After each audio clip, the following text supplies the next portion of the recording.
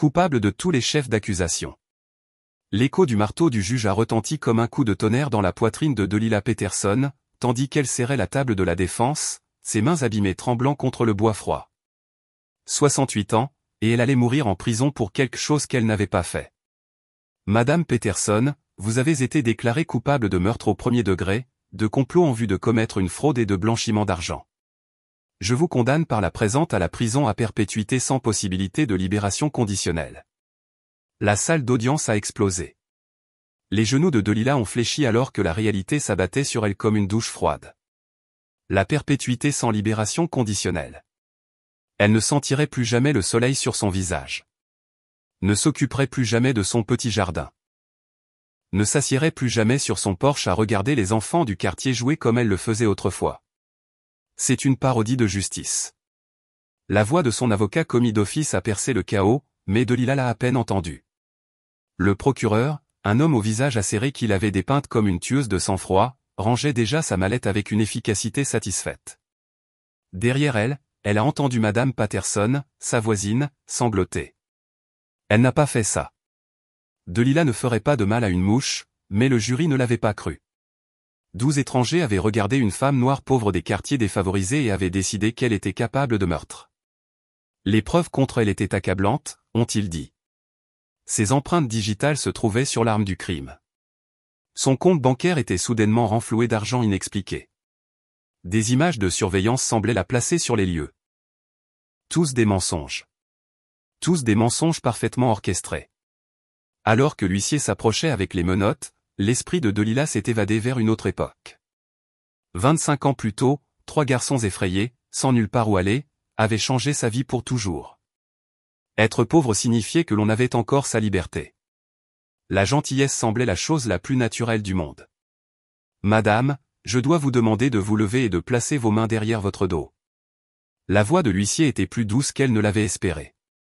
Même lui semblait mal à l'aise avec ce verdict. Mais la justice était la justice, et elle était maintenant une meurtrière condamnée. Attendez. La voix est venue du fond de la salle d'audience, grave et autoritaire. Les têtes se sont tournées alors que des pas résonnaient sur le marbre. Delilah s'est tordue sur son siège, plissant les yeux à travers ses larmes.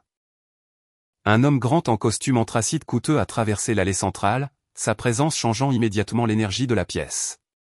Derrière lui, 2 autres hommes suivaient. L'un avait des cheveux prématurément argentés et des yeux bienveillants. L'autre était plus jeune mais portait une autorité tranquille. Le procureur avait l'air agacé. Votre honneur, la sentence est prononcée. Je ne sais pas qui sont ces personnes, mais nous sommes ses fils, a dit le premier homme, sa voix portant un léger tremblement que seule Delilah aurait reconnu. Et nous avons des preuves qui vont tout changer. Le cœur de Delilah s'est arrêté. Ses yeux. Cette détermination dans sa mâchoire quand il était résolu à quelque chose. Ce ne pouvait pas être Danny. Le nom lui a échappé en un murmure. Le calme de l'homme s'est légèrement fissuré. Salut, maman D.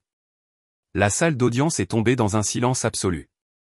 Le juge s'est penché en avant, son expression passant d'une autorité sévère à la confusion. Je suis désolé. Avez-vous appelé l'accusée? Elle est notre mère à tous égards importants, votre honneur. Le deuxième homme s'est avancé, tirant un épais dossier de sa mallette. Docteur Michael Chin, chirurgien traumatologue au Northwestern Memorial. Voici mon frère, Timothy Peterson Chin, ingénieur logiciel et PDG d'Innovat Solutions.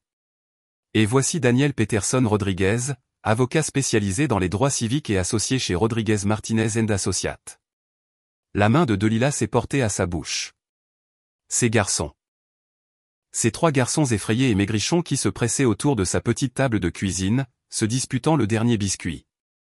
Ils se tenaient devant elle, maintenant hommes accomplis, mais elle pouvait encore voir les enfants effrayés qu'ils avaient été. Le procureur a ricané. Votre honneur, c'est très irrégulier. L'accusé a déjà été condamné. L'accusé a été piégé, a déclaré Daniel, sa voix d'avocat fendant la pièce comme une lame. Et nous avons des preuves. Et, mon ami. J'espère que tu vas bien. Laisse un commentaire et dis-moi ce que tu penses de cette histoire jusqu'à présent et d'où tu regardes. Certaines histoires me tiennent trop à cœur pour les partager sur YouTube. Je les envoie, avec de petites leçons de vie et des surprises, à mon cercle par email. Si tu souhaites en faire partie, tu peux t'inscrire via le lien dans la description. Le juge Harrison a examiné les 3 hommes avec un intérêt croissant. En 30 ans de carrière, il n'avait jamais rien vu de tel. Monsieur Peterson Rodriguez, vous prétendez avoir des preuves qui n'ont pas été présentées lors du procès. Des preuves qui ont été systématiquement dissimulées à la défense, votre honneur. Des preuves qui prouvent que ma mère, la voix de Daniel s'est légèrement étranglée sur le mot, est innocente. Et plus encore, des preuves qui révèlent qui a réellement commis ces crimes et pourquoi ils l'ont piégé. Delilah a senti le monde tourner autour d'elle. Ce ne pouvait pas être réel. Ces garçons, ces précieux garçons qu'elle n'avait pas vus depuis 15 ans, étaient revenus dans sa vie au moment exact où elle en avait le plus besoin. Timothy s'est avancé, sa voix discrète captant d'une certaine manière l'attention de la pièce. Votre honneur, nous avons passé les 6 derniers mois à enquêter sur cette affaire. Ce que nous avons découvert va choquer cette cour. Le véritable tueur est assis dans cette pièce en ce moment même. Un soupir collectif a parcouru la galerie. Le procureur s'est raidi, son visage se vidant de ses couleurs. Michael a sorti son téléphone, ses mains de chirurgien fermes malgré l'émotion dans ses yeux.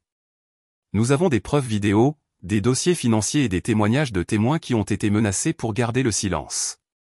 Notre mère n'a pas seulement élevé 3 garçons sans abri, votre honneur. Elle a sauvé 3 vies, et maintenant c'est à notre tour de sauver la sienne. Le juge a regardé les 3 hommes, puis Delilah, qui était assise dans un silence stupéfait, des larmes coulant sur son visage.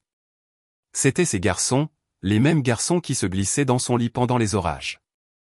Les mêmes garçons qui lui avaient promis qu'ils feraient quelque chose de leur vie un jour. Les mêmes garçons qu'elle avait cru qu'ils l'avaient complètement oublié. Votre honneur, a poursuivi Daniel, sa voix gagnant en force. Nous demandons une suspension immédiate de la peine en attendant la présentation de nouvelles preuves. Des preuves qui non seulement disculperont notre mère, mais révéleront un complot qui va plus loin que quiconque dans cette pièce ne pourrait l'imaginer. Le procureur s'est levé d'un bond. C'est absurde. L'affaire est close. Ces hommes ne peuvent pas simplement débarquer ici. Ne le peuvent-ils pas? La voix du juge Harrison a coupé la protestation. Il a étudié le visage déterminé de Daniel, puis a regardé Delilah, la voyant différemment maintenant. Non pas comme une tueuse condamnée, mais comme une femme qui avait d'une manière ou d'une autre élevé 3 hommes remarquables. Monsieur Peterson Rodriguez, vous avez exactement 10 minutes pour me convaincre de reporter cette sentence. Daniel a souri, le même sourire en coin qu'il avait à 12 ans en demandant une dernière histoire avant de dormir. 10 minutes, c'est tout ce dont nous avons besoin, votre honneur. 10 minutes pour prouver que la femme qui nous a sauvés il y a 25 ans est en train d'être détruite par le système même auquel elle nous a appris à croire. Alors qu'il ouvrait sa mallette, Delilah a aperçu une photographie glissée dans le couvercle. Elle était vieille et délavée. Une photo d'elle et de 3 jeunes garçons debout sur son porche, tous souriant malgré leur peu de bien. Malgré les vêtements usés, la peinture écaillée et l'avenir incertain, elle les avait gardés en sécurité alors. Maintenant, d'une manière ou d'une autre, ils étaient là pour lui rendre l'appareil. Mais alors que Daniel commençait à parler, Delilah a remarqué quelque chose qui lui a glacé le sang. Au fond de la salle d'audience, partiellement cachée derrière un pilier, se tenait une silhouette qu'elle reconnaissait. Quelqu'un qui ne devrait pas être là. Quelqu'un qui était censé être mort. La même personne qui avait commencé ce cauchemar 25 ans plus tôt, lorsque 3 garçons sans abri avaient frappé à sa porte pour la première fois, fuyant un danger qu'elle n'avait jamais pleinement compris. Le passé n'était pas enterré, après tout. Il avait attendu, et maintenant il venait les chercher tous. 25 ans plus tôt, les coups frappant à la porte de Delilah Peterson sont arrivés. Ils étaient désespérés et insistants. Elle était de toute façon réveillée. Elle l'était depuis des semaines, depuis la mort de Marcus, fixant le plafond de leur petite maison de 2 chambres, se demandant comment elle allait payer le loyer du mois prochain avec un salaire de concierge d'école. S'il vous plaît, quelqu'un, aidez-nous. La voix était jeune, terrifiée. Delilah a attrapé sa robe de chambre et s'est précipitée à la porte d'entrée, regardant par le Judas. 3 garçons se tenaient sur son porche. C'étaient des garçons blancs, ce qui était inhabituel dans son quartier. L'aîné ne devait pas avoir plus de 12 ans, serrant les mains des 2 plus jeunes. Ils étaient trempés par la pluie, grelottants, et l'aîné avait une coupure sur sa joue qui saignait encore. Contre chaque instinct lui disant de ne pas s'impliquer, Delila a ouvert la porte. « Seigneur, ayez pitié », a-t-elle murmuré, observant leurs vêtements déchirés, leurs yeux effrayés, la façon dont ils sursautaient quand elle bougeait trop vite. « Que vous est-il arrivé, mes bébés ?» L'aîné, grand pour son âge avec des yeux sombres et sérieux, s'est placé protecteur devant les deux plus jeunes. « Je suis désolé de vous déranger, madame. Nous avons vu votre lumière allumée, et nous n'avons nulle part ailleurs où aller. Où sont vos parents ? Partis. Et les gens qui devaient s'occuper de nous. Nous ne pouvons plus jamais y retourner. » Quelque chose dans sa voix a serré le cœur de Delila. Elle avait déjà entendu ce ton dans sa propre voix à l'âge de 9 ans lorsque son beau-père rentrait ivre. C'était le son d'un enfant qui avait trop vu, appris trop jeune que le monde pouvait être cruel au-delà de toute mesure. « Entrez avant d'attraper une pneumonie », a-t-elle dit, reculant pour les laisser entrer. « Je vais faire du chocolat chaud. » Le plus jeune, il ne devait pas avoir plus de 7 ans, la regardait avec des yeux de la couleur d'un ciel d'hiver. « Allez-vous appeler la police ?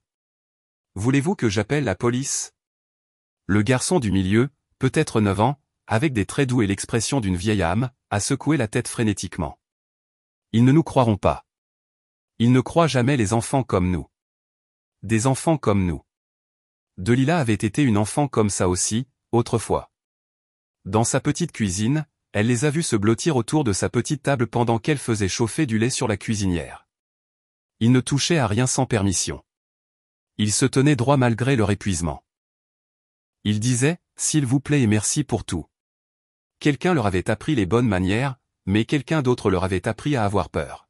« Comment vous appelez-vous » a-t-elle demandé, remuant le chocolat en poudre dans des tasses fumantes. « Je suis Danny » a dit l'aîné.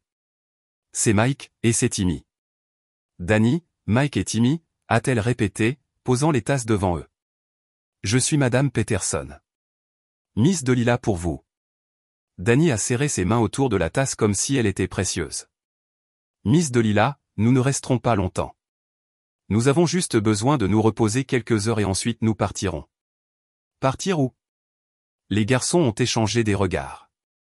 C'est Mike qui a finalement parlé, sa voix à peine au-dessus d'un murmure. Nous vivions avec notre cousin Eddie après la mort de nos parents dans un accident de voiture. Mais Eddie, il avait ses amis qui venaient. Ils ont dit que nous pouvions gagner de l'argent, aider à payer notre nourriture et nos vêtements. Le sang de Delila s'est glacé. Elle avait entendu des histoires. Quel genre de travail, mon chéri ? Timmy a enfoui son visage contre l'épaule de Danny. Le jeune visage de Danny s'est durci en quelque chose qu'aucun enfant de 12 ans ne devrait avoir à porter. Le genre qui fait mal. Le genre qui donne envie de disparaître. La cuillère dans la main de Delila a cliqueté sur le sol.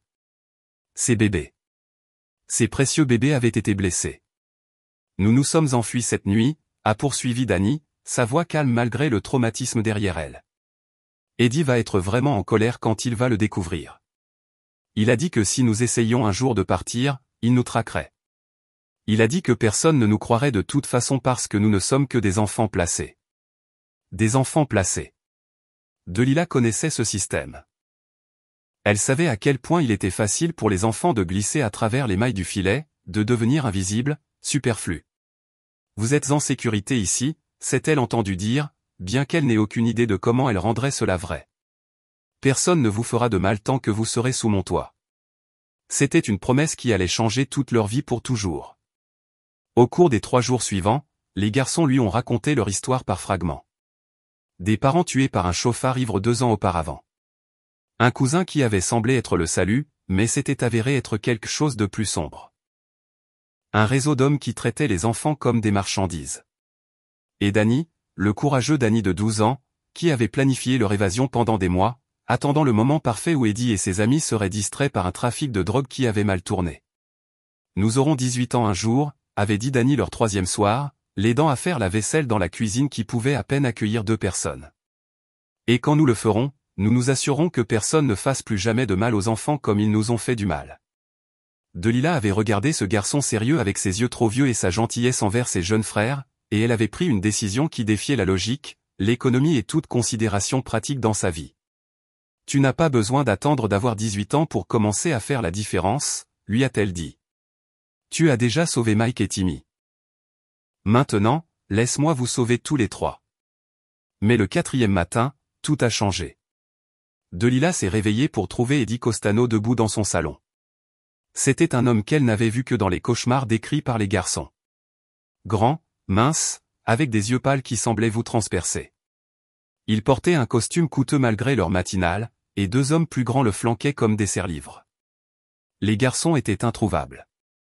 Madame Peterson, a dit Eddie, sa voix cultivée, presque douce. Je crois que vous avez quelque chose qui m'appartient.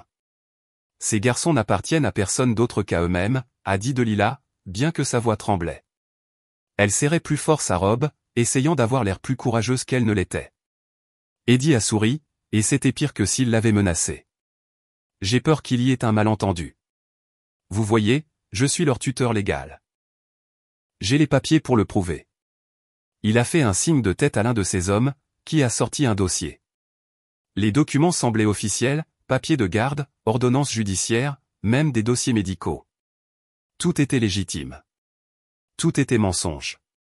Ces garçons font partie d'un programme très spécial, a poursuivi Eddie, marchant lentement autour de son petit salon comme s'il en était le propriétaire. Ils m'aident dans mes intérêts commerciaux. En retour, je leur fournis nourriture, abri, éducation. C'est vraiment très généreux. Ce que vous leur faites est maléfique, a dit Delila, surprise par son propre courage. Ce sont des enfants. Ce sont des actifs, a corrigé Eddie, son ton doux ne changeant jamais. Et les actifs doivent être gérés correctement. Maintenant, je pourrais impliquer les autorités. Rendre cela officiel, mais ce serait compliqué pour tout le monde. Il s'est arrêté devant une photo encadrée d'elle et Marcus le jour de leur mariage. Beau mariage. Marcus était un homme bon, j'ai entendu. Dommage pour le cancer. Les factures médicales devaient être astronomiques. La menace était subtile mais incontournable. Il connaissait des choses sur sa vie, ses luttes, ses vulnérabilités. Je vais vous faire une offre, Madame Peterson. Vous me rendez mes garçons, et je vous donnerai quelque chose dont vous avez besoin encore plus que la douce sensation d'aider des enfants en difficulté. Il a fouillé dans sa veste et a sorti une enveloppe, 25 000 $. Plus d'argent que ce que vous verriez en 5 ans à nettoyer des écoles. Delila a fixé l'enveloppe. 25 000 $ permettraient de rembourser la dette médicale, l'hypothèque, lui donnerait une marge de manœuvre pour la première fois depuis la mort de Marcus. Tout ce qu'elle avait à faire était de tourner le dos à 3 enfants qui lui faisaient confiance. Et si je ne prends pas votre argent? Le sourire d'Eddie s'est élargi. Alors ces garçons apprendront une très dure leçon sur ce qui arrive quand ils s'enfuient. Et vous apprendrez une très dure leçon sur le fait de s'immiscer dans des affaires qui ne vous regardent pas. Derrière lui, caché dans le couloir, Delila a aperçu le visage de Danny. Le garçon avait tout entendu. Dans ses yeux, elle a vu une terrible résignation. Le regard de quelqu'un qui avait espéré le salut mais s'attendait à la trahison. Tout le monde choisissait toujours l'argent. Tout le monde choisissait toujours la facilité. Delila Peterson a regardé cette enveloppe, a pensé à son compte bancaire vide et à son avenir incertain, et a fait le choix qui allait définir le reste de sa vie. Elle a pris l'enveloppe, puis l'a déchirée en deux. « Sortez de ma maison », a-t-elle dit calmement. « Et ne revenez plus jamais. » L'expression d'Eddie n'a pas changé, mais quelque chose de froid a vacillé dans ses yeux pâles. C'était très imprudent, Madame Peterson. Très imprudent, en effet. Alors que lui et ses hommes partaient, Eddie s'est arrêté à la porte. Ce n'est pas fini. Je récupère toujours ce qui m'appartient. Toujours. Dès que la porte s'est refermée, Danny est sorti du couloir, Mike et Timmy le suivant de près. Son visage était impénétrable, mais ses mains tremblaient. Vous avez dit non à tout cet argent, a-t-il murmuré. Pour nous. Delila s'est agenouillée pour rencontrer ses yeux. Mon chéri, il n'y a pas assez d'argent au monde pour me faire te livrer à ce monstre. Et c'est à ce moment-là que Danny Peterson, qui allait un jour devenir l'un des avocats des droits civiques les plus réputés du pays, a pleuré pour la première fois depuis la mort de ses parents. Mais Eddie Costano avait pesé chaque mot de sa menace. Il récupérait toujours ce qui lui appartenait. Toujours. 5 ans après cette première nuit, Maman D, tu vas être en retard pour ta propre remise de diplôme. La voix de Danny venait de la cuisine, suivie du bruit des assiettes qui s'entrechoquaient et du rire de Mike. Delila Peterson se tenait devant le miroir de sa chambre, ajustant la toge et le mortier qu'elle n'aurait jamais cru porter. À 48 ans, elle obtenait enfin son diplôme universitaire, payée en faisant des doubles quarts de travail au district scolaire et en suivant des cours du soir pendant 3 ans. Les garçons avaient insisté pour faire la fête, utilisant leur argent de poche de leur petit boulot pour lui acheter des fleurs. Ces garçons, Danny, 17 ans, en route pour Northwestern avec une bourse d'études complète, Mike, 15 ans, parlant déjà d'école de médecine après avoir fait du bénévolat à la clinique locale, Timmy, 13 ans, le génie discret qui avait construit son premier ordinateur avec des pièces de récupération trouvées dans des poubelles. « J'arrive » a-t-elle appelé, jetant un dernier regard à la femme dans le miroir. Elle se reconnaissait à peine. La veuve hantée et désespérée qui avait ouvert sa porte 5 ans plus tôt avait été remplacée par quelqu'un de plus fort, de plus fier, quelqu'un qui avait appris que l'amour se multipliait quand on le partageait. Dans la cuisine, le chaos régnait. Danny faisait brûler des toasts en essayant de retourner des crêpes. Mike avait des manuels de médecine étalés sur la moitié de la table, étudiant pour son cours de biologie avancée. Timmy était assis dans un coin avec un ordinateur portable plus vieux que lui, tapant du code plus vite que la plupart des gens ne pouvaient penser. « C'est pour ça que je ne te laisse pas cuisiner, Harry Delila, prenant la spatule des mains de Danny. Tu vas incendier ma maison avant d'aller à la faculté de droit. » Notre maison, a corrigé Danny automatiquement. C'était quelque chose qu'il avait commencé à dire après sa première année à la maison, notre au lieu de votre, comme s'il revendiquait l'espace, la famille, l'appartenance qu'il n'avait jamais eue auparavant. Le téléphone a sonné. Il était toujours fixé au mur de la cuisine, ses cordons étirés par des années de Delila faisant les 100 pas en parlant. Mike a répondu, la bouche pleine de crêpes. Résidence Peterson. Mike à l'appareil. Il s'était entraîné à la bonne étiquette téléphonique, se préparant à des entretiens universitaires qui étaient encore dans des années. Son visage a changé. Son sourire facile s'est estompé, remplacé par quelque chose de froid et d'effrayé. Je pense que vous avez le mauvais numéro. Il a raccroché rapidement, mais pas avant que Delila n'ait remarqué le tremblement dans ses mains. Qui est-ce, mon chéri? Personne. Mauvais numéro. Mais Mike ne pouvait pas la regarder dans les yeux. Le téléphone a sonné de nouveau. Cette fois, Danny a répondu, « Allô ?» Sa voix était prudente. Puis son visage est devenu blanc. « Nous ne voulons pas vous parler. Ne rappelez plus ici. » Il a raccroché le combiné si fort qu'il a rebondi hors du crochet. Les garçons, la voix de Delila portait l'autorité de 5 ans de maternité. Dites-moi ce qui se passe maintenant. C'est Timmy qui a parlé, sa jeune voix à peine au-dessus d'un murmure. C'est lui, Eddie. Il nous a trouvés. La spatule est tombée des mains de Delila, s'entrechoquant sur le sol. 5 ans. 5 ans de paix. De construction d'une vie. De croyance en leur sécurité.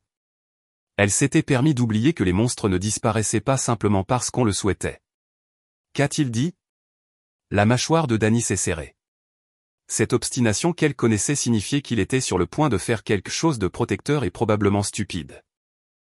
Il a dit qu'il était temps de régler de vieilles dettes. Il a dit qu'il avait été assez patient. Le téléphone a sonné une 3e fois. Cette fois, Delila a répondu. Écoutez, espèce de malade Madame Peterson.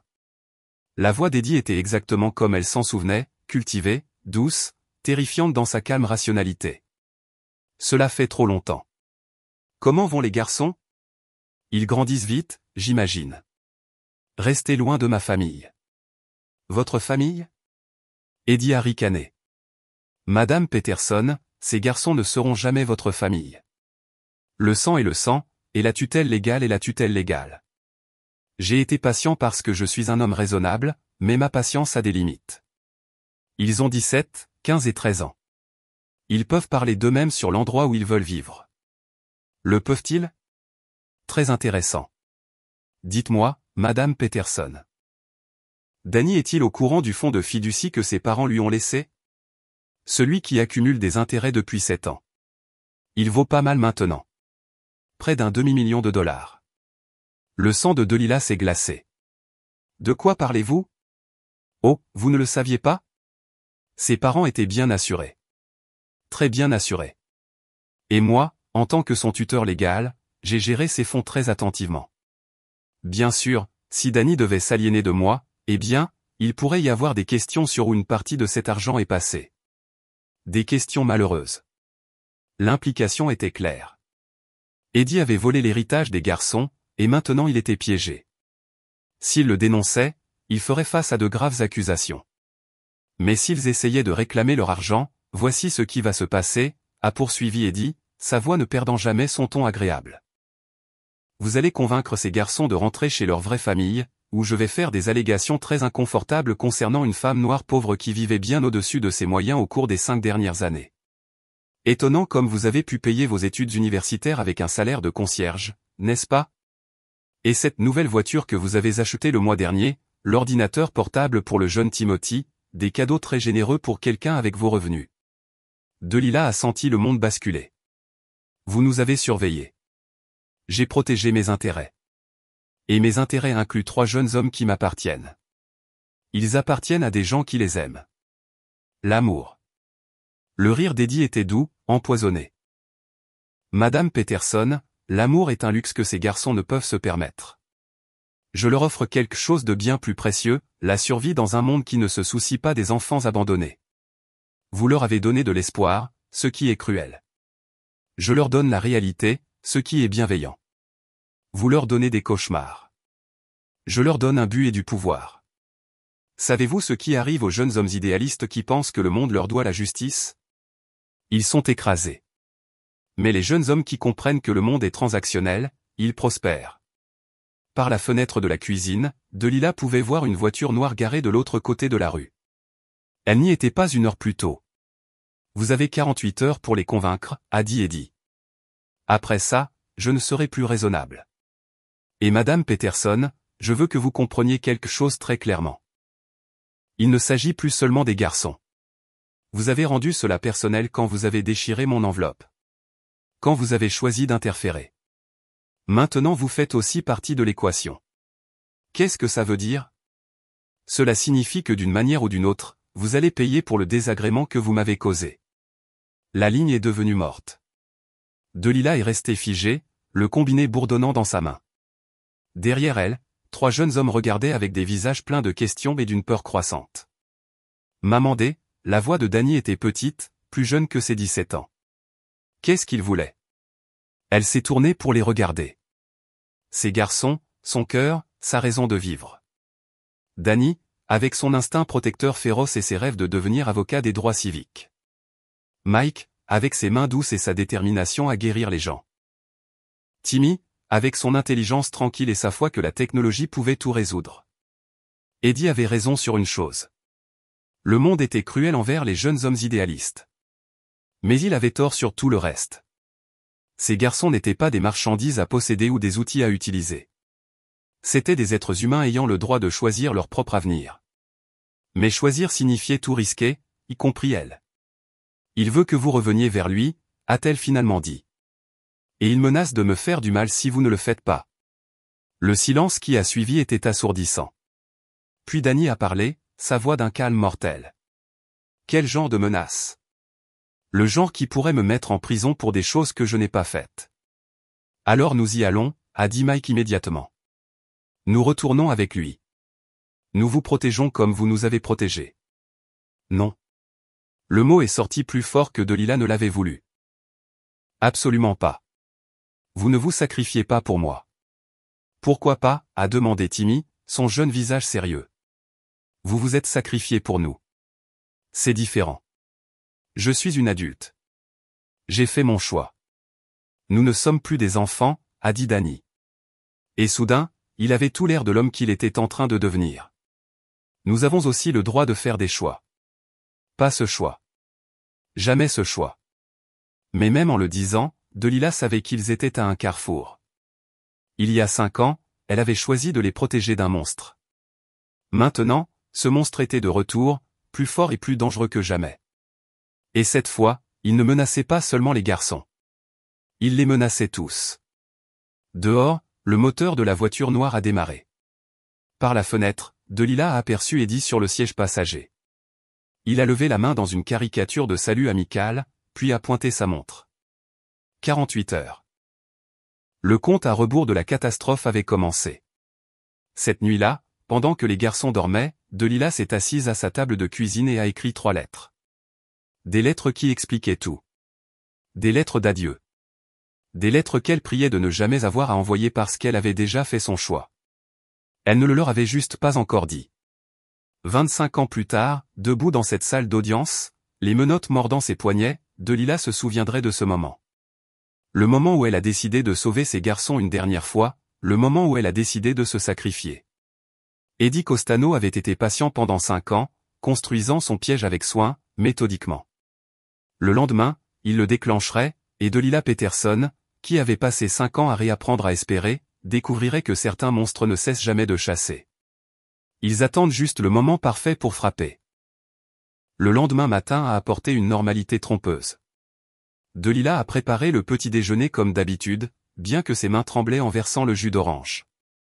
Les garçons se sont préparés pour l'école avec une jovialité forcée, mais elle les a surpris à chuchoter dans les coins. Elle a vu comment ils vérifiaient les fenêtres avant de passer d'une pièce à l'autre. « Je vous accompagne à l'école aujourd'hui », a-t-elle annoncé. « Maman D, ça va », a protesté Danny, mais sa voix manquait de conviction. « Faites-moi plaisir. » La marche qui prenait habituellement 15 minutes s'est étirée à 25 alors que Delilah se retrouvait à vérifier par-dessus son épaule, étudiant chaque voiture garée, chaque visage dans la rue. La berline noire était partie, mais cela rendait les choses encore pires. Eddie était quelque part, planifiant, attendant. À l'école, elle a vu ses garçons disparaître par les portes d'entrée, Danny vers ses classes de terminale, Mike vers ses cours de niveau avancé de première, Timmy vers le programme spécial pour les élèves surdoués. 3 jeunes hommes avec des avenirs brillants devant eux, si elle pouvait les garder en sécurité assez longtemps pour qu'ils atteignent ces avenirs. Son superviseur au bureau du district a été compréhensif lorsqu'elle a appelé pour signaler une maladie. Delilah Peterson ne s'était jamais absentée pour maladie, alors Margaret a supposé que c'était grave. « Prenez tout le temps qu'il vous faut, ma chérie. Cette grippe intestinale circule. » Si seulement ce n'était que quelque chose d'aussi simple que la grippe. Delilah a passé la journée à faire des recherches. À la bibliothèque publique, elle a cherché tout ce qu'elle pouvait trouver sur Eddie Costano. Ce qu'elle a découvert lui a glacé le sang. Il n'était pas seulement un prédateur local. Eddie était bien connecté. Vraiment bien connecté. Ses intérêts commerciaux incluaient des entreprises légitimes qui semblaient blanchir de l'argent pour des entreprises moins légitimes. Il avait des relations politiques, des contacts au sein des forces de l'ordre, des juges qui lui devaient des faveurs. Au cours des 5 dernières années, pendant qu'elle élevait ses garçons et construisait une vie, Eddie avait construit un empire, et les empires avaient des ressources. Les archives des journaux racontaient une histoire de disparition mystérieuse, d'enquêtes qui n'aboutissaient à rien, de témoins qui changeaient soudainement leurs témoignages. Eddie Costano était mentionné en périphérie dans plusieurs articles, toujours comme un citoyen concerné ou un bienfaiteur généreux, jamais comme un suspect. L'homme était intouchable. Delilah attendait devant l'école lorsque les garçons sont sortis. Le visage de Danny était sombre. « Nous devons parler », a-t-il dit calmement. Tous. De retour à la maison, ils se sont rassemblés dans le salon où tant de conversations importantes avaient eu lieu au fil des ans. Discussions sur les devoirs, séances de planification universitaire, confidences intimes sur le fait de grandir et de faire face aux cruautés du monde. Cette conversation serait différente. J'ai fait quelques recherches pendant le déjeuner, a commencé Danny, sortant un dossier de papier qu'il avait imprimé à la bibliothèque de l'école. Eddie Costano n'est pas seulement un gars avec une rancune. Il est dangereux. Vraiment dangereux. À quel point dangereux, a demandé Delilah, bien qu'elle se doutait déjà de la réponse. Mike a étalé des coupures de journaux sur la table basse. 3 enfants qui se sont enfuis de chez lui au fil des ans. Tous retrouvés morts en 6 mois. Officiellement déclaré suicide ou accident. Officiellement, a ajouté Tim, sa jeune voix lourde d'implication. Le cœur de Delilah s'est serré. Elle avait espéré que ces garçons ne creuseraient pas aussi profondément, ne comprendraient pas la véritable ampleur de ce à quoi ils faisaient face. Mais ils étaient trop intelligents, trop déterminés à se protéger mutuellement. Il y a plus, a poursuivi Danny. J'ai appelé le bureau des admissions de Northwestern, posé quelques questions hypothétiques sur ce qui se passe si le tuteur légal d'un étudiant s'oppose à son inscription. Et légalement, comme j'ai encore 17 ans, Eddie pourrait bloquer mon admission. Il pourrait bloquer toutes nos études, nos avenirs, tout ce pour quoi nous avons travaillé. La pièce est tombée dans le silence. 5 ans de rêve, de planification, de croyance en des lendemains meilleurs. Tout cela pouvait être détruit par quelques appels téléphoniques d'un homme qui les considérait comme sa propriété. Alors, qu'est-ce qu'on fait? A demandé Mike. Avant que quiconque ne puisse répondre, le téléphone a sonné. Ils se sont tous figés. Je vais répondre, a dit Delilah, mais Danny était déjà en mouvement. Madame Peterson, la voix était jeune, féminine, terrifiée. C'est Sarah Chin, Mike Chin. C'est mon petit frère. Eddie là. Le monde s'est arrêté. Mike s'est levé d'un bond, son visage blanc de terreur. Quoi? Danny a attrapé le téléphone. Qui est-ce? De quoi parlez-vous? Mon frère Mike. Il a 11 ans. Il s'est enfui d'Eddie Costano il y a 2 semaines. Eddie le cherchait depuis. Il vient de m'appeler.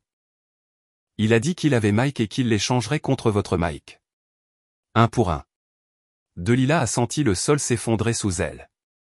Un autre enfant. Une autre victime innocente prise dans les filets d'Eddie. Où? La voix de Danny était d'un calme mortel. Où veut-il faire l'échange? Danny, non, a dit Delilah, mais il était déjà en train d'écrire une adresse. Quai 47, ce soir à minuit. Il a dit d'amener tous les 3 où l'affaire est annulée. La voix de Sarah s'est brisée. S'il vous plaît, Mike est tout ce qui me reste. Nos parents sont morts l'année dernière, et j'ai essayé de m'occuper de lui, mais je n'ai que 19 ans, et je ne sais pas ce que je fais et nous serons là, a dit Danny et a raccroché. Absolument pas, a dit Delilah immédiatement. C'est évidemment un piège. Bien sûr, c'est un piège, a dit Mike calmement. Mais il y a un enfant là-bas qui a besoin d'aide. Un garçon de 11 ans qui est probablement terrifié et blessé. Et vous aviez 11 ans aussi, un jour, a terminé Timmy. Quand Eddie vous avait. Le parallèle était dévastateur. Un autre Mike, plus jeune et plus vulnérable, pris dans le même cauchemar dont il s'était échappé. Nous ne pouvons pas le sauver en marchant dans les mains d'Eddie, a dit Delilah désespérément. Il doit y avoir un autre moyen. Quel autre moyen? La voix de Danny était frustrée, en colère. Appeler la police. Leur dire quoi? Qu'un tuteur légalement documenté a son pupille légale? Leur montrer quelle preuve? Nous n'avons jamais été officiellement retirés de la garde d'Eddie. Légalement, nous lui appartenons toujours. La vérité a frappé Delilah comme un coup physique. Dans leur hâte de construire une vie ensemble, elle n'avait jamais poursuivi l'adoption légale. Eddie était toujours techniquement leur tuteur, ce qui signifiait que tout ce qu'ils avaient construit l'était sur du temps emprunté.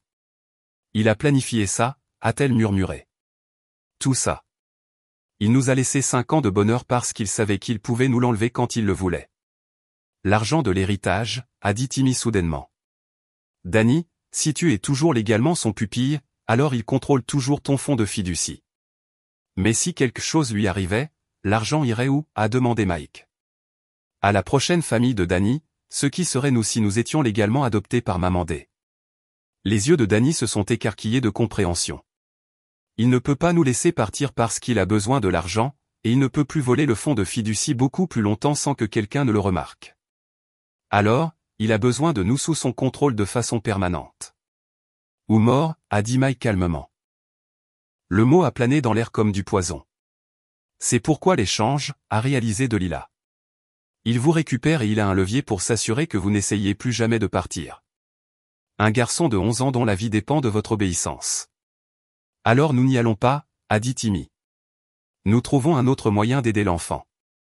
Et s'il n'y a pas d'autre moyen, a demandé Danny. Et si nous sommes la seule chance que ce garçon a? C'était la question que Delilah redoutait.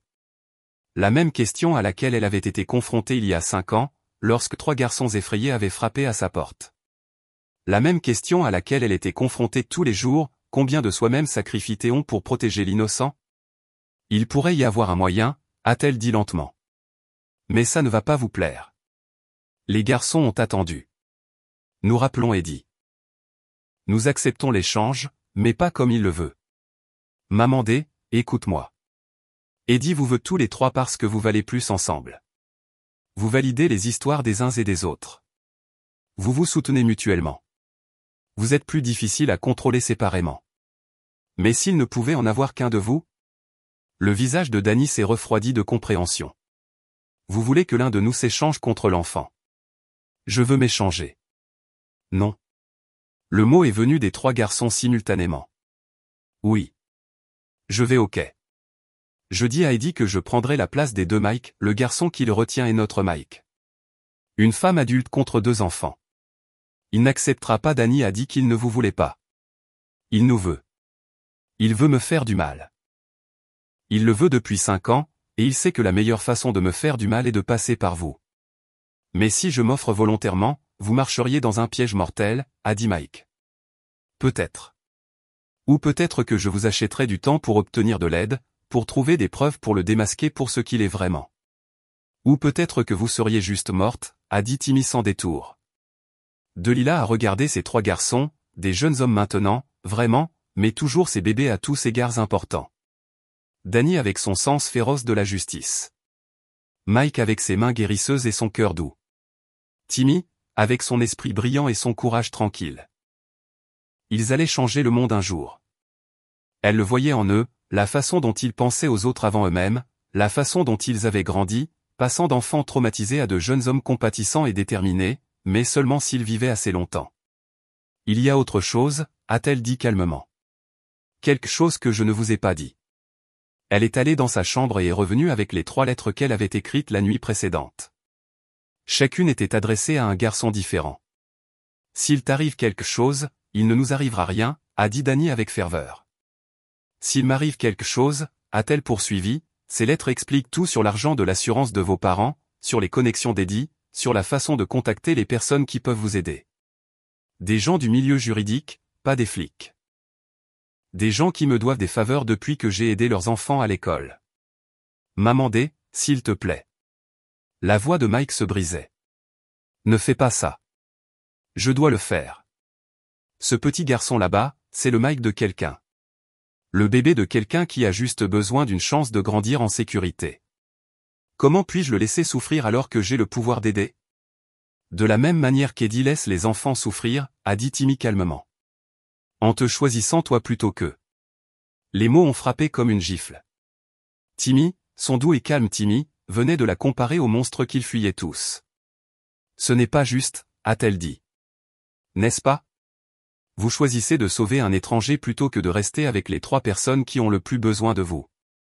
En quoi est-ce différent de ce qu'Eddie fait? Il choisit ses besoins plutôt que la vie des enfants aussi. Delilah la regardait fixement.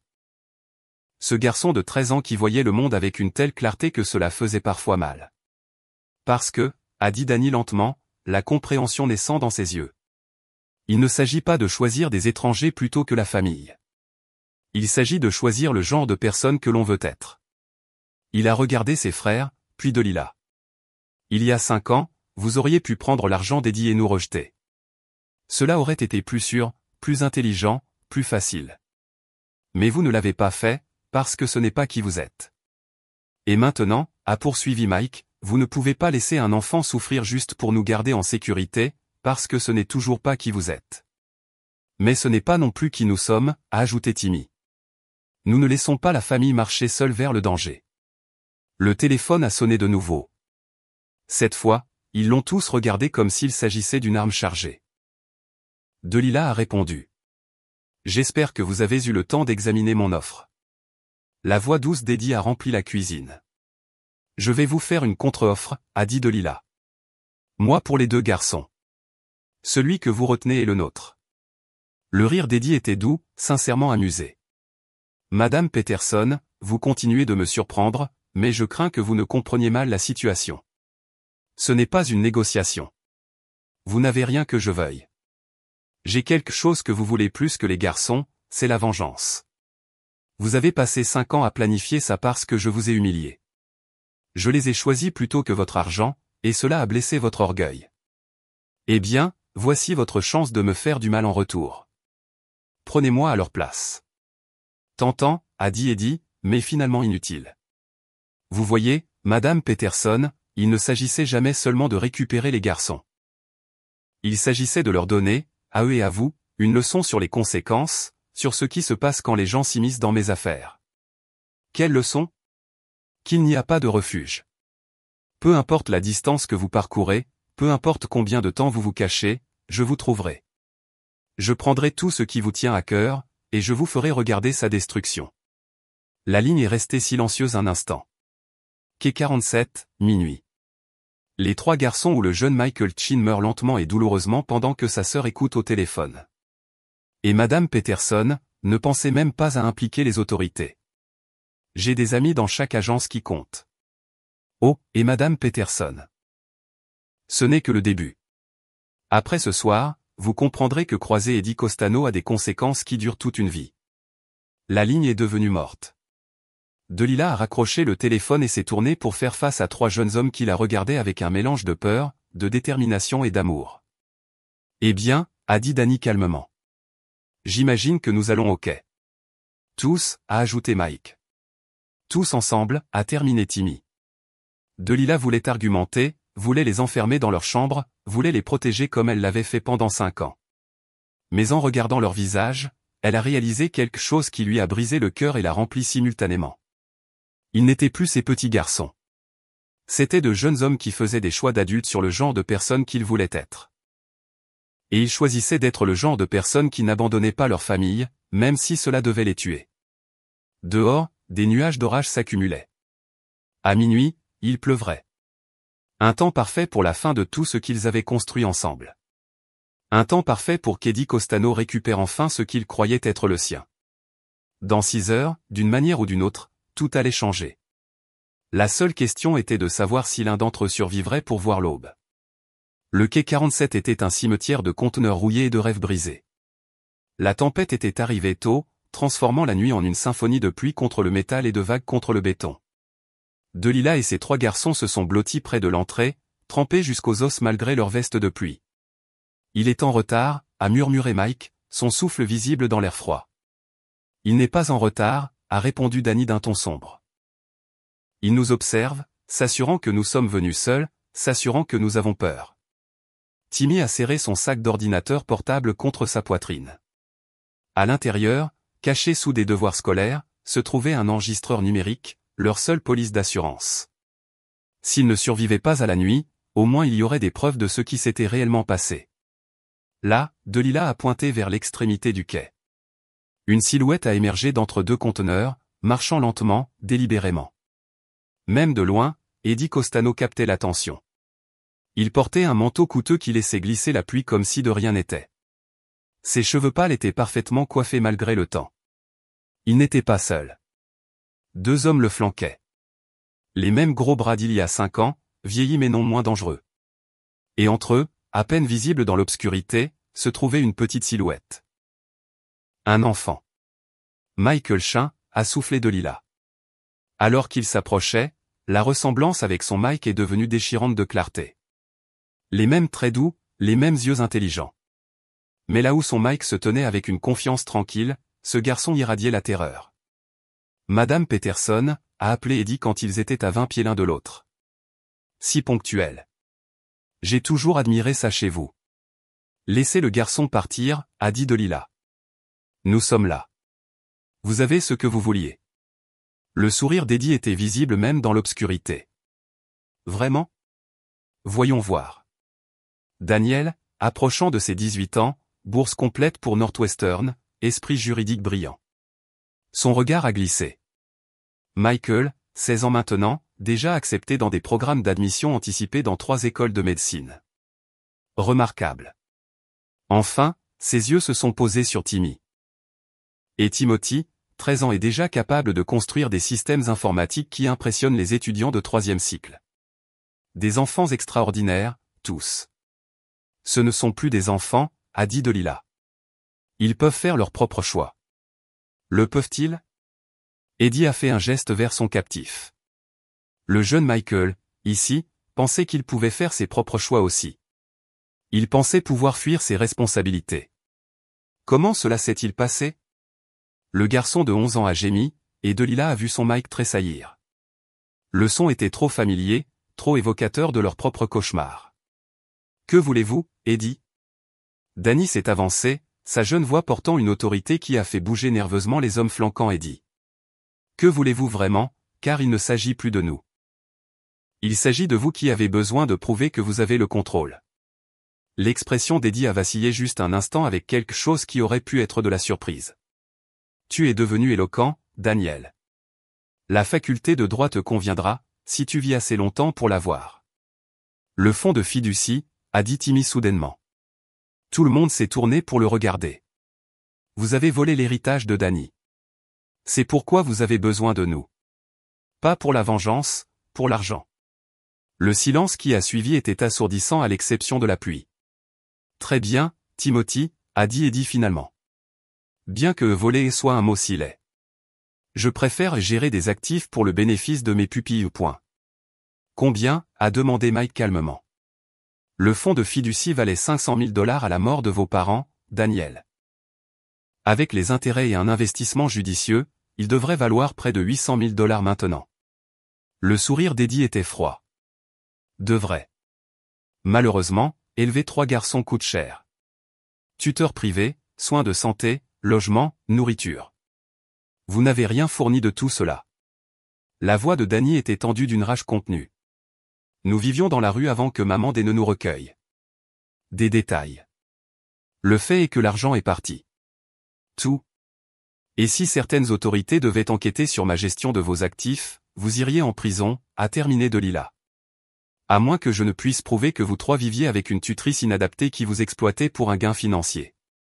Une femme pauvre qui a d'une manière ou d'une autre réussi à payer ses études, ses nouvelles voitures, ses ordinateurs, tout ça avec un salaire de concierge. Le piège est devenu clair. Eddie avait monté ça depuis 5 ans, créant une piste de documents qui ferait passer Delilah pour la criminelle tandis qu'il apparaîtrait comme le tuteur soucieux essayant de sauver ses pupilles. Alors, voici ce qui va se passer, a poursuivi Eddie, sa voix prenant le ton d'un homme d'affaires raisonnable. Vous trois allez rentrer chez moi ce soir. Et Madame Peterson va faire face à de très graves accusations d'exploitation financière de mineurs. Et si nous refusons, a demandé Danny. Eddie a fait un signe de tête à l'un de ces hommes qui a attrapé le jeune Michael Chin à la gorge. Le souffle douloureux du garçon a résonné sur l'eau. Alors cet enfant meurt, et vous vivez avec la connaissance que vous auriez pu le sauver. Et Madame Peterson fait toujours face à ces accusations parce que j'ai déjà déposé les papiers. Vous mentez, a dit Mike. Vous ne pouvez pas avoir déposé quoi que ce soit encore, n'est-ce pas? Eddie a sorti une enveloppe Kraft, rapport de police alléguant des abus financiers, relevé bancaire montrant des dépôts suspects sur les comptes de Madame Peterson, témoignage de citoyens concernés qu'il avait vu vivre au-dessus de ses moyens. Il a jeté l'enveloppe aux pieds de Delilah. Tout est là, tout est déposé, tout est officiel. La seule question maintenant est de savoir si vous allez en prison pour exploitation financière ou pour exploitation financière et complicité de meurtre. Delilah a ramassé l'enveloppe avec des mains tremblantes. Même dans la faible lumière, elle pouvait voir l'entête officielle, les signatures, les tampons. Tout semblait légitime. Vous avez planifié ça pendant 5 ans, a-t-elle murmuré. J'ai planifié ça plus longtemps que ça. Le masque d'Eddie a glissé, révélant quelque chose de laid en dessous. Pensiez-vous vraiment pouvoir m'humilier et vous en tirer? Pensiez-vous que j'oublierais? Nous étions des enfants, a dit Timmy, sa jeune voix perçant la pluie. Nous étions des enfants qui fuyaient pour leur vie, et vous parlez d'humiliation. Vous étiez des actifs, a corrigé Eddie. Des actifs précieux qui m'appartiennent. Et elle, il a pointé Delilah du doigt, elle vous a volé. Vous a monté contre moi. Vous a fait penser que vous étiez trop bon pour la vie que j'offrais. La vie que vous offriez était un enfer, a dit Mike calmement. La vie que j'offrais était honnête. Pas de faux espoirs. Pas de prétendre que le monde est juste ou gentil. Je vous aurais appris comment ça marche vraiment, que tout a un prix, tout le monde peut être acheté, et que les forts survivent en prenant ce dont ils ont besoin aux faibles. Au lieu de ça, elle nous a appris que certaines choses ne peuvent pas être achetées, a dit Danny. Comme l'amour, comme la famille, comme faire ce qui est juste même quand cela vous coûte tout. Le rire d'Eddie était amer. Et regardez où ça vous a mené. Debout sur un quai sous la pluie, regardant tout ce qui vous tient à cœur s'enfuir. Dis-moi, Daniel, la leçon en valait-elle la peine? La question a plané dans l'air comme un défi. Danny a regardé Delilah, puis ses frères, puis l'enfant terrifié qu'Eddie retenait en otage. Oui, a-t-il dit simplement. Ça l'était. Alors tu es un fou. Et les fous ne survivent pas longtemps dans mon monde. Eddie a fait un signe de tête à ses hommes de nouveau. Cette fois, l'un d'eux a sorti un pistolet. Dernière chance, a dit Eddie. Venez avec moi maintenant, et Madame Peterson va en prison pour crime financier. Refusé, et elle va en prison pour complicité de meurtre, après que vous ayez tous regardé cet enfant mourir. Le calcul était brutal, inéluctable. Quoi qu'il choisisse, Delilah allait en prison. La seule variable était de savoir si un garçon innocent vivait ou mourait. Mais Delilah regardait autre chose. Derrière Eddie, à peine visible dans l'obscurité entre les conteneurs, elle a vu un mouvement, une silhouette basse et rapide, se dirigeant vers les hommes d'Eddie. Sarah Chin, la sœur désespérée, les avait suivis. Vous voulez savoir quelque chose, Eddie, a dit Delilah, s'avançant. Vous avez raison sur une chose. Le monde est cruel. Il prend et prend jusqu'à ce qu'il ne reste plus rien. Mais vous avez tort sur tout le reste. Comment ça? Vous pensez que la force signifie prendre ce que vous voulez aux gens qui ne peuvent pas riposter. Mais la vraie force? La vraie force, c'est de se tenir entre un monstre et les gens que vous aimez, même quand vous savez que vous ne pouvez pas gagner. Belles paroles, mais les paroles n'arrêtent pas les balles. Non, a convenu Delilah. Mais parfois elle distrait les monstres assez longtemps pour que les héros agissent. Derrière Eddie, Sarah Chin est sortie de sa cachette, tenant un pied de biche qu'elle avait trouvé parmi les conteneurs. Elle avait 19 ans, terrifiée et complètement inexpérimentée. Mais elle était aussi une grande sœur qui ferait n'importe quoi pour sauver son petit frère. Elle a balancé le pied de biche avec toute la force qu'elle avait. Il a frappé le poignet du tireur, en voyant l'arme tourner dans l'obscurité. L'homme a hurlé de douleur et de surprise. Dans le chaos qui a suivi, tout s'est passé en même temps. Danny s'est jeté en avant, taclant Eddie à la taille. Mike a plongé vers le jeune Michael Chin, tirant le garçon loin du deuxième tireur. Timmy, pensant rapidement, a attrapé son ordinateur portable et l'a lancé sur la menace la plus proche. Mais Eddie était plus rapide qu'il n'y paraissait et plus fort que ses vêtements coûteux ne le suggéraient. Il a roulé avec le tacle de Danny, se relevant avec un couteau qui a brillé, humide, sous la pluie. Ça suffit, a-t-il rugi, attrapant Danny par la gorge et pressant la lame sur son cou. Tout le monde s'arrête, ou le futur avocat meurt ici même. La violence s'est figée. Danny pendait dans l'emprise d'Eddie, le couteau traçant une fine ligne de sang sous sa mâchoire. C'est mieux, a haleté Eddie. Maintenant, essayons de nouveau. Mais d'abord, il a regardé Sarah Chin, qui était figée avec le pied de biche encore dans ses mains. Tu es là, a-t-il dit à son tireur restant. Non. Michael Chin, le garçon de 11 ans, s'est libéré de l'étreinte protectrice de Mike et a couru vers sa sœur. Ne lui faites pas de mal, s'il vous plaît. Le tireur a hésité, confus par le chaos soudain, les cibles multiples, le désespoir dans la voix d'un enfant. C'était suffisant. Delilah avait calculé les distances, les angles, les possibilités. Maintenant, elle a bougé avec la précision de quelqu'un qui avait passé 5 ans à protéger des enfants et ne s'arrêterait pas maintenant.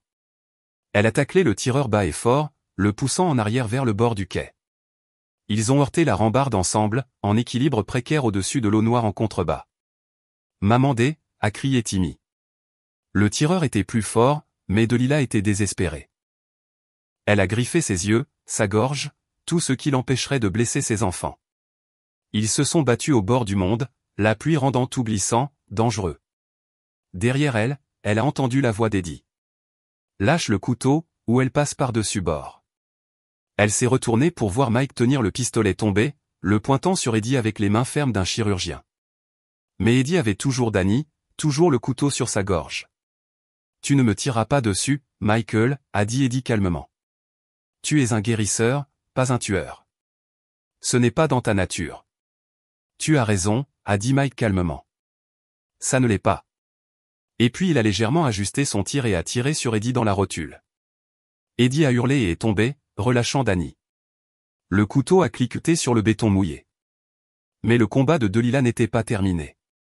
Le tireur, enragé par la défaite de son partenaire, lui a donné un coup de coude dans les côtes. Elle a halté, son étreinte se relâchant. Tu as tout ruiné, a-t-il grogné, la poussant vers le bord. 5 ans de planification, anéantis à cause d'une femme stupide. Danny, libre maintenant, a plongé pour le couteau qu'Eddie avait laissé tomber. D'un mouvement fluide, il s'est relevé et a enfoncé la lame profondément dans l'épaule du tireur.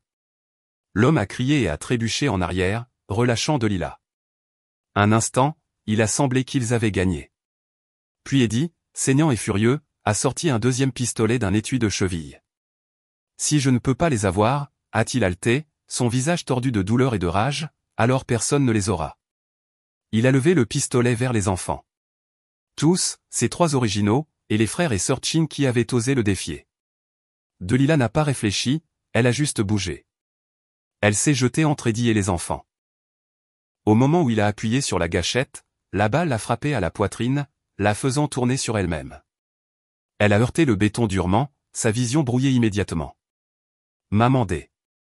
Le cri est venu de ces trois garçons simultanément.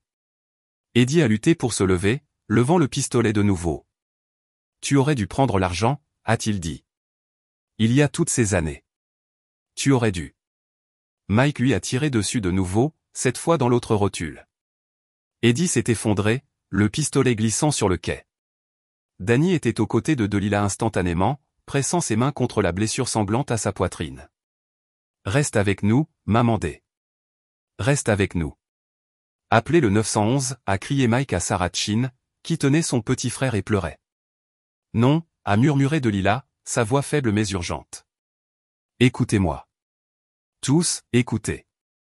Ces garçons se sont penchés. Eddie, il a des amis. Des policiers, des juges. Ils vont arranger ça. Le faire passer pour que vous l'ayez attaqué. Pour que j'ai vraiment volé votre argent. Nous leur dirons la vérité, a dit Timmy désespérément. La vérité n'importe pas si vous ne vivez pas assez longtemps pour la raconter. Du sang écumait au coin de sa bouche. Vous devez fuir ce soir. Tous. Nous ne vous laisserons pas, a dit Danny avec ferveur. Vous devez. C'est le seul moyen. Le seul moyen d'être en sécurité. Elle a fouillé dans la poche de sa veste avec des doigts tremblants, sortant les 3 lettres qu'elle avait écrites. Tout ce dont vous avez besoin pour prouver votre innocence, pour obtenir votre héritage, tout est là. Promettez-moi. Promettez-moi que vous vivrez. Vous grandirez. Vous deviendrez les hommes que je sais que vous pouvez être. Mamandé. S'il te plaît. Mike pleurait maintenant, ce jeune homme fort réduit à un enfant effrayé. S'il te plaît, ne nous quitte pas. Je ne vous quitte pas, mon chéri. Je ne vous quitterai jamais. Chaque fois que vous aiderez quelqu'un, chaque fois que vous choisirez ce qui est juste plutôt que ce qui est facile, je serai là avec vous. Des sirènes gémissaient au loin, se rapprochant. Allez-y, a-t-elle murmuré. Maintenant, avant qu'il n'arrive, Sarah, prends ton frère. Tous, partez. Les lettres expliqueront tout, a-t-elle poursuivi, les pressant dans les mains de Danny. Il y a des gens qui peuvent vous aider. Des bonnes personnes, mais vous devez être intelligent. Vous devez être prudent. Les amis d'Eddie, ils vous chercheront. Combien de temps, a demandé Timmy, sa jeune voix se brisant. Combien de temps devons-nous nous cacher? Delilah a regardé son plus jeune garçon, cet enfant brillant qui méritait bien plus qu'une vie passée à fuir des monstres. Jusqu'à ce que vous soyez assez fort pour riposter, a-t-elle dit. Jusqu'à ce que vous soyez assez puissant pour vous protéger et protéger les autres. Les sirènes se rapprochaient. Allez-y, a-t-elle dit de nouveau. Je vous aime. Je vous aimerai toujours. Maintenant, allez-y. À travers les larmes et la pluie, les 5 jeunes gens ont titubé dans l'obscurité entre les conteneurs. Danny a regardé en arrière une fois, voyant Delilah immobile sur le béton, Eddie gémissant à proximité. Le quai est devenu une scène de crime qui serait transformée en n'importe quelle histoire servant au mieux les alliés d'Eddie. Ils se sont enfuis dans la nuit, n'emportant rien d'autre que 3 lettres et la promesse qu'un jour, d'une manière ou d'une autre, ils seraient assez forts pour rentrer chez eux. Derrière eux, Eddie Costano a été chargé dans une ambulance, parlant déjà à la police de sa voix douce et raisonnable, expliquant déjà comment une femme dangereuse avait kidnappé 3 enfants, comment elle l'avait attaqué quand il avait essayé de les sauver, comment toute cette tragédie aurait pu être évitée si quelqu'un avait écouté ses préoccupations des années plus tôt. Le récit était établi, Delilah Peterson était la méchante, Eddie était la victime. Et 3 garçons sans abri ont disparu dans la nuit, commençant un voyage de 25 ans qui se terminerait dans une salle d'audience.